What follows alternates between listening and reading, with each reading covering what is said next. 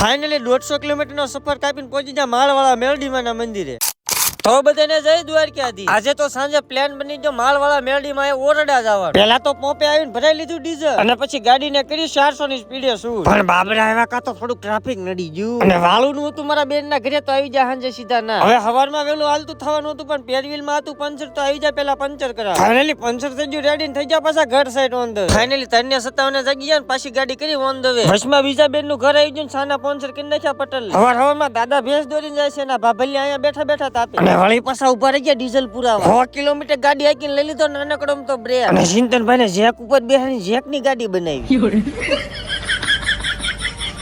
ઋષિ સુરત દાદાએ દર્શન દઈ દીધા ને ઓરડા અહીંથી 10 કિલોમીટર છે વાઘ. પણ અમને ઓરડા જવાનો રસ્તો ખબર જ નથી તો બધાને પૂછતું જવું પડતું. અને મિત્રો અહીંયા માળવાળા મેલડીમાં આવશો ને એટલે આવી નળ જેવો રસ્તો પણ આવશે. અને ફાઇનલી સવારના 7 વાગે પહોંચી જાય માળવાળા મેલડીમાં. હાલો કરાવું તમને દર્શન.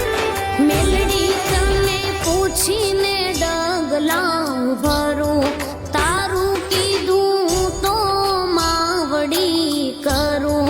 મેલડી તને પૂછીને ડગલા. ફાઇનલી માતાજીના દર્શન થઈ ગયા ને અહીંયા આવવાનું મારું સપનું હતું એક પણ ઈ પણ આજ પૂરું થઈ ગયું. અને તમે હંધા દર્શન કરી લીધા કોમેન્ટમાં જય મેલડીમાં લખી નાખજો. અને અહીંયા લગ્નનું પણ આયોજન હતું જે 5 દીકરીઓના લગ્ન હતા જે તારીખ 1 બીજો મહિનો 2026 ના રોજ રાખવામાં આવેલ હતા. અને માળવાળા મેલડીમાં ધામમાં લઈ લીધી શાની પરિષદ. અને ફાઇનલી દર્શન થઈ ગયા. અને આપણું નેક્સ્ટ લોકેશન છે ચોટીલા. તો ચોટીલાનો વ્લોગ જોવાનું ભૂલતા ને બાકી આ વ્લોગ અહીંયા સુધી તો મળે છે નેક્સ્ટ વ્લોગમાં.